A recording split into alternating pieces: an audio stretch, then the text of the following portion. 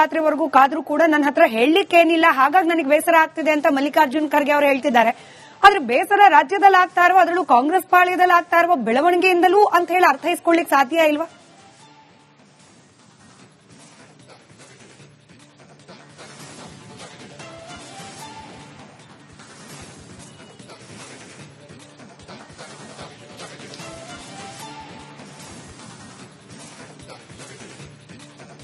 ಖಂಡಿತ ಸ್ಮಿತಾ, ಇಲ್ಲಿ ರಾಜ್ಯದಲ್ಲಿ ಅಂತ ದೊಡ್ಡ ಮಟ್ಟದ ಬೆಳವಣಿಗೆ ನಡೀತಾ ಇಲ್ಲ ಅನ್ನುವಂತ ಲೆಕ್ಕಾಚಾರದಲ್ಲೇ ಮಲ್ಲಿಕಾರ್ಜುನ್ ಖರ್ಗೆ ಅವರು ರಾಜ್ಯಕ್ಕೆ ಆಗಮಿಸಿದ್ರು. ಯಾವಾಗ ರಾಜ್ಯಕ್ಕೆ ಆಗಮಿಸಿದಾಗ ಮಾಧ್ಯಮಗಳು ಈ ಒಂದು ವಿಚಾರವನ್ನ ಎಷ್ಟು ವಾಚ್ ಮಾಡ್ತಾ ಇದಾರೆ, ಎಷ್ಟು ಕಾಯ್ತಾ ಇದಾರೆ, ಎಷ್ಟು ಇದನ್ನ ಗಮನಿಸ್ತಾ ಇದಾರೆ ಅನ್ನುವಂಥದ್ದು ಅವ್ರಿಗೆ ಅರಿವು ಬಂತು. ಕಳೆದ ಅವರು ಈ ಮನೆಗೆ ಆಗಮಿಸಿದಾಗ, ಸದಾಶಿವನಗರ ಮನೆಗೆ ಆಗಮಿಸಿದಾಗ 5 ನಿಮಿಷ ಅವ್ರ ಕಾರ್ ಬಿಟ್ಟೇ ಹೇಳಿಲ್ಲ, ಅಷ್ಟು ದೊಡ್ಡ ಮಟ್ಟದ ಮಾಧ್ಯಮಗಳು ಮುಂದುವರಿತು. ಆಗ ಅವರಿಗೆ ಅರಿವು ಬಂತು, ಇಲ್ಲಿ ದೊಡ್ಡ ಮಟ್ಟದ ಜಟಾಪಟಿ ನಡೀತಾ ಇದೆ, ದೊಡ್ಡ ಮಟ್ಟದ ರಣತಂತ್ರಗಳು ನಡೀತಾ ಇದಾವೆ, ದೊಡ್ಡ ಮಟ್ಟದಲ್ಲಿ ಬೆಳವಣಿಗೆಗಳಾಗ್ತಾ ಇದಾವೆ. ಹೀಗಾಗಿ ಎಲ್ಲವನ್ನು ಕೂಡ ಕಾಯ್ದು ನೋಡಿ ತೆಗೆದುಕೊಂಡು ಹೋಗ್ಬೇಕನ್ನುತ್ತದೆ. ನೀವು ಸಹಜವಾಗಿ ಗಮನಿಸಿದಾಗ ಅವರು ವೀಕೆಂಡ್ಗೆ ಬಂದಂತಹ ಸಂದರ್ಭದಲ್ಲಿ 2 ದಿನ ಮಾತ್ರ ಬೆಂಗಳೂರಿನಲ್ಲಿದ್ದು ವಾಪಸ್ ಹೋಗ್ತಕ್ಕಂಥದ್ದು ರೂಢಿ.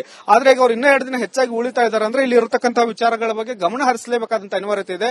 ಇಲ್ಲಿ ಗಮನ ಹರಿಸಿ ಒಂದಷ್ಟು ವಿಚಾರಗಳನ್ನು ಕ್ರೋಢೀಕರಣ ಮಾಡಿ ತಮ್ಮದೇ ಆದಂತಹ ವರದಿಯನ್ನು ಸಿದ್ಧ ಮಾಡಿಕೊಂಡು ಅಲ್ಲಿ ಹೈಕಮಾಂಡ್ ನಾಯಕರಾದಂತ ರಾಹುಲ್ ಗಾಂಧಿ ಅವರು, ಸೋನಿಯಾ ಗಾಂಧಿ ಅವರ ಜೊತೆ ಕೂತ್ಕೊಳ್ಬೇಕಾಗತ್ತೆ. ಇಲ್ಲದೆ ಹೋದ್ರೆ ಸ್ಪಷ್ಟವಾದಂತಹ ನಿರ್ಧಾರವನ್ನು ತೆಗೆದುಕೊಳ್ಳಕ್ಕಾಗಲ್ಲ. ಹಾಗಾಗಿ ಅವರು ಒಪ್ಕೊಳ್ಳದೆ ಇದ್ರು ಕೂಡ ಇಲ್ಲಿ ಬೆಳವಣಿಗೆಗಳು ಆಗಿರತಕ್ಕಂಥದ್ದು ಅರಿವಿಗೆ ಬರ್ತಾನೆ ಇದೆ. ಸಾಕಷ್ಟು ನಾಯಕರು ಭೇಟಿಗೆ ಬರ್ತಾ ಇದ್ದಾರೆ. ಒಂದು ಕ್ಯಾಬಿನೆಟ್ ರಿಷಫಲ್ ಇರಬಹುದು, ಅಥವಾ ಅಧಿಕಾರ ಹಂಚಿಕೆ ವಿಚಾರವಾಗಿ ತಮ್ಮ ಬಣದ ಸದಸ್ಯರು ಬಂದು ಒಂದಷ್ಟು ಹಕ್ಕೊತ್ತಾಯ ಮಾಡ್ತಾ ಇರಬಹುದು, ಸಿಎಂ ಅವರು ಕೂಡ ಬಂದು ದೂರನ್ನು ಕೊಟ್ಟಿರೋದಿರಬಹುದು. ಈ ತರಹದ ಬೆಳವಣಿಗೆಗಳಿಗೆ ಕಡಿವಾಣ ಹಾಕಿ ಅನ್ನುವಂತ ನಿಟ್ಟಿನಲ್ಲಿ, ಜೊತೆಗೆ ರಿಷಫಲ್ಗೂ ಕೂಡ ಅವಕಾಶ ಕೊಡಿ ಅನ್ನುವಂಥದ್ದು ಎಲ್ಲವೂ ಕೂಡ ಅರಿವಿಗಿದೆ. ಆದ್ರೆ ನಿರ್ಧಾರ ಮಾತ್ರ ಏಕಪಕ್ಷವಾಗಿ ತೆಗೆದುಕೊಳ್ಳಕ್ಕಾಗೋದಿಲ್ಲ. ಅದನ್ನ ವರದಿ ಸಂಗ್ರಹಿಸಿಕೊಂಡು ತೆಗೆದುಕೊಂಡು ಹೋಗಬೇಕಾದಂತ ಅನಿವಾರ್ಯತೆ ಇರೋ ಹಿನ್ನೆಲೆಯಲ್ಲಿ ಮಾಧ್ಯಮಗಳಿಗೆ ರಿಕ್ವೆಸ್ಟ್ ಮಾಡ್ತಕ್ಕಂಥದ್ದು, ಇಲ್ಲಿಗೆ ಎಷ್ಟೊತ್ತವರೆಗೂ ಕಾದ್ರೂ ನಿಮಗೆ ಯಾವುದೇ ಸುದ್ದಿ ಸಿಗಲ್ಲ ಅನ್ನುವಂತ ಲೆಕ್ಕಾಚಾರದಲ್ಲಿ ಅವರು ಒಂದು ರೀತಿಯಲ್ಲಿ ರಿಕ್ವೆಸ್ಟ್ ಅನ್ನು ಮಾಡ್ಕೊಳ್ತಾ ಇದ್ದಾರೆ. ಕಾಯುವುದು ಬೇಡ, ಇಲ್ಲಿ ಬಸವರಾಜ್ ಸಂಪಲ್ಕ ರಾತ್ರಿವರೆಗೂ ಕಾದ್ರೂ ಕೂಡ ನನ್ನ ಹತ್ರ ಹೇಳಲಿಕ್ಕೇನಿಲ್ಲ, ಹಾಗಾಗಿ ನನಗೆ ಬೇಸರ ಆಗ್ತಿದೆ ಅಂತ ಮಲ್ಲಿಕಾರ್ಜುನ್ ಖರ್ಗೆ ಅವರು ಹೇಳ್ತಿದ್ದಾರೆ. ಆದ್ರೆ ಬೇಸರ ರಾಜ್ಯದಲ್ಲಿ ಆಗ್ತಾ ಇರುವ, ಅದರಲ್ಲೂ ಕಾಂಗ್ರೆಸ್ ಪಾಳ್ಯದಲ್ಲಿ ಆಗ್ತಾ ಇರುವ ಬೆಳವಣಿಗೆಯಿಂದಲೂ ಅಂತ ಹೇಳಿ ಅರ್ಥೈಸ್ಕೊಳ್ಳಿಕ್ ಸಾಧ್ಯ ಇಲ್ವಾ?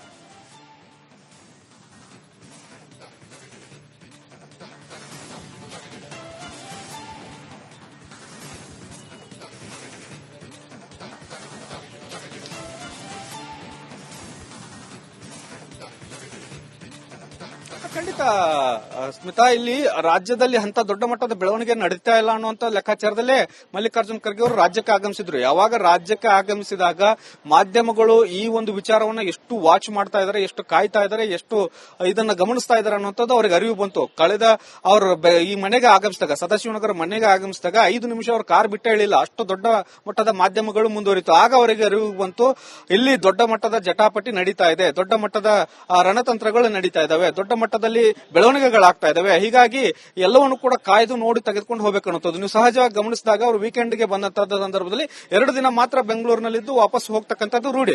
ಆದ್ರೆ ಈಗ ಅವ್ರು ಇನ್ನೂ 2 ದಿನ ಹೆಚ್ಚಾಗಿ ಉಳಿತಾ ಇದ್ದಾರೆ ಅಂದ್ರೆ ಇಲ್ಲಿ ಇರತಕ್ಕಂತಹ ವಿಚಾರಗಳ ಬಗ್ಗೆ ಗಮನ ಹರಿಸಲೇಬೇಕಾದಂತ ಅನಿವಾರ್ಯತೆ ಇದೆ. ಇಲ್ಲಿ ಗಮನ ಹರಿಸಿ ಒಂದಷ್ಟು ವಿಚಾರಗಳನ್ನು ಕ್ರೋಢೀಕರಣ ಮಾಡಿ ತಮ್ಮದೇ ಆದಂತಹ ವರದಿಯನ್ನು ಸಿದ್ಧ ಮಾಡಿಕೊಂಡು ಅಲ್ಲಿ ಹೈಕಮಾಂಡ್ ನಾಯಕರಾದಂತ ರಾಹುಲ್ ಗಾಂಧಿ ಅವರು, ಸೋನಿಯಾ ಗಾಂಧಿ ಅವರ ಜೊತೆ ಕೂತ್ಕೊಳ್ಬೇಕಾಗತ್ತೆ. ಇಲ್ಲದೆ ಹೋದ್ರೆ ಸ್ಪಷ್ಟವಾದಂತಹ ನಿರ್ಧಾರವನ್ನು ತೆಗೆದುಕೊಳ್ಳಕ್ಕಾಗಲ್ಲ. ಹಾಗಾಗಿ ಅವರು ಒಪ್ಕೊಳ್ಳದೆ ಇದ್ರು ಕೂಡ ಇಲ್ಲಿ ಬೆಳವಣಿಗೆಗಳು ಆಗಿರತಕ್ಕಂಥದ್ದು ಅರಿವಿಗೆ ಬರ್ತಾನೆ ಇದೆ.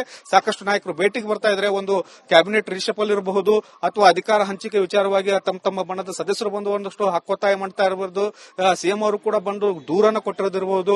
ಈ ತರಹದ ಬೆಳವಣಿಗೆಗಳಿಗೆ ಕಡಿವಾಣ ಹಾಕಿ ಅನ್ನುವಂತ ನಿಟ್ಟಿನಲ್ಲಿ, ಜೊತೆಗೆ ರಿಷಫಲ್ಗೂ ಕೂಡ ಅವಕಾಶ ಕೊಡಿ ಅನ್ನುವಂಥದ್ದು ಎಲ್ಲವೂ ಕೂಡ ಅರಿವಿಗಿದೆ. ಆದ್ರೆ ನಿರ್ಧಾರ ಮಾತ್ರ ಏಕಪಕ್ಷವಾಗಿ ತೆಗೆದುಕೊಳ್ಳಕ್ಕಾಗೋದಿಲ್ಲ. ಅದನ್ನ ವರದಿ ಸಂಗ್ರಹಿಸಿಕೊಂಡು ತೆಗೆದುಕೊಂಡು ಹೋಗಬೇಕಾದಂತ ಅನಿವಾರ್ಯತೆ ಇರೋ ಹಿನ್ನೆಲೆಯಲ್ಲಿ ಮಾಧ್ಯಮಗಳಿಗೆ ರಿಕ್ವೆಸ್ಟ್ ಮಾಡ್ತಕ್ಕಂಥದ್ದು, ಇಲ್ಲಿಗೆ ಎಷ್ಟೊತ್ತವರೆಗೂ ಕಾದ್ರೂ ನಿಮಗೆ ಯಾವುದೇ ಸುದ್ದಿ ಸಿಗಲ್ಲ ಅನ್ನುವಂತ ಲೆಕ್ಕಾಚಾರದಲ್ಲಿ ಅವರು ಒಂದು ರೀತಿಯಲ್ಲಿ ರಿಕ್ವೆಸ್ಟ್ ಅನ್ನು ಮಾಡ್ಕೊಳ್ತಾ ಇದ್ದಾರೆ. ಕಾಯುವುದು ಬೇಡ, ಇಲ್ಲಿ ಬಸವರಾಜ್ ಸಂಪಲ್ಕ ರಾತ್ರಿವರೆಗೂ ಕಾದ್ರೂ ಕೂಡ ನನ್ನ ಹತ್ರ ಹೇಳಲಿಕ್ಕೇನಿಲ್ಲ, ಹಾಗಾಗಿ ನನಗೆ ಬೇಸರ ಆಗ್ತಿದೆ ಅಂತ ಮಲ್ಲಿಕಾರ್ಜುನ್ ಖರ್ಗೆ ಅವರು ಹೇಳ್ತಿದ್ದಾರೆ. ಆದ್ರೆ ಬೇಸರ ರಾಜ್ಯದಲ್ಲಿ ಆಗ್ತಾ ಇರುವ, ಅದರಲ್ಲೂ ಕಾಂಗ್ರೆಸ್ ಪಾಳ್ಯದಲ್ಲಿ ಆಗ್ತಾ ಇರುವ ಬೆಳವಣಿಗೆಯಿಂದಲೂ ಅಂತ ಹೇಳಿ ಅರ್ಥೈಸ್ಕೊಳ್ಳಿಕ್ ಸಾಧ್ಯ ಇಲ್ವಾ?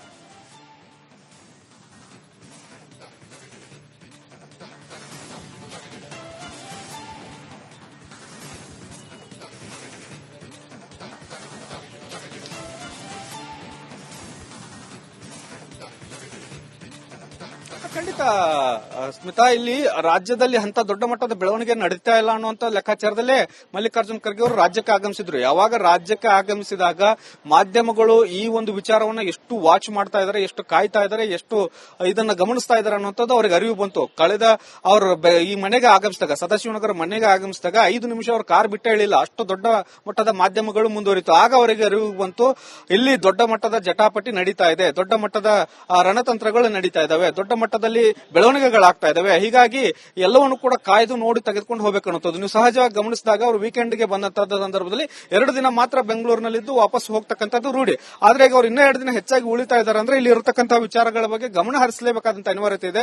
ಇಲ್ಲಿ ಗಮನ ಹರಿಸಿ ಒಂದಷ್ಟು ವಿಚಾರಗಳನ್ನು ಕ್ರೋಢೀಕರಣ ಮಾಡಿ ತಮ್ಮದೇ ಆದಂತಹ ವರದಿಯನ್ನು ಸಿದ್ಧ ಮಾಡಿಕೊಂಡು ಅಲ್ಲಿ ಹೈಕಮಾಂಡ್ ನಾಯಕರಾದಂತ ರಾಹುಲ್ ಗಾಂಧಿ ಅವರು, ಸೋನಿಯಾ ಗಾಂಧಿ ಅವರ ಜೊತೆ ಕೂತ್ಕೊಳ್ಬೇಕಾಗತ್ತೆ. ಇಲ್ಲದೆ ಹೋದ್ರೆ ಸ್ಪಷ್ಟವಾದಂತಹ ನಿರ್ಧಾರವನ್ನು ತೆಗೆದುಕೊಳ್ಳಕ್ಕಾಗಲ್ಲ. ಹಾಗಾಗಿ ಅವರು ಒಪ್ಕೊಳ್ಳದೆ ಇದ್ರು ಕೂಡ ಇಲ್ಲಿ ಬೆಳವಣಿಗೆಗಳು ಆಗಿರತಕ್ಕಂಥದ್ದಂತೂ ಅರಿವಿಗೆ ಬರ್ತಾನೆ ಇದೆ. ಸಾಕಷ್ಟು ನಾಯಕರು ಭೇಟಿಗೆ ಬರ್ತಾ ಇದ್ದಾರೆ. ಒಂದು ಕ್ಯಾಬಿನೆಟ್ ರಿಷಫಲ್ ಇರಬಹುದು ಅಥವಾ ಅಧಿಕಾರ ಹಂಚಿಕೆ ವಿಚಾರವಾಗಿ ತಮ್ಮ ಬಣದ ಸದಸ್ಯರು ಬಂದು ಒಂದಷ್ಟು ಹಕ್ಕೊತ್ತಾಯ ಮಾಡ್ತಾ ಇರಬಹುದು. ಸಿಎಂ ಅವರು ಕೂಡ ಬಂದು ದೂರನ್ನು ಕೊಟ್ಟಿರೋದಿರಬಹುದು.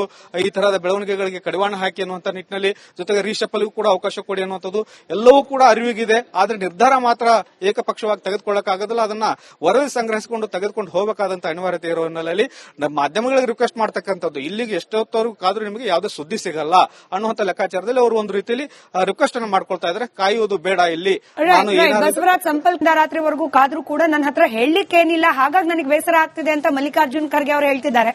ಆದ್ರೆ ಬೇಸರ ರಾಜ್ಯದಲ್ಲಿ ಆಗ್ತಾ ಇರುವ, ಅದರಲ್ಲೂ ಕಾಂಗ್ರೆಸ್ ಪಾಳ್ಯದಲ್ಲಿ ಆಗ್ತಾ ಇರುವ ಬೆಳವಣಿಗೆಯಿಂದಲೂ ಅಂತ ಹೇಳಿ ಅರ್ಥೈಸ್ಕೊಳ್ಳಿಕ್ ಸಾಧ್ಯ ಇಲ್ವಾ?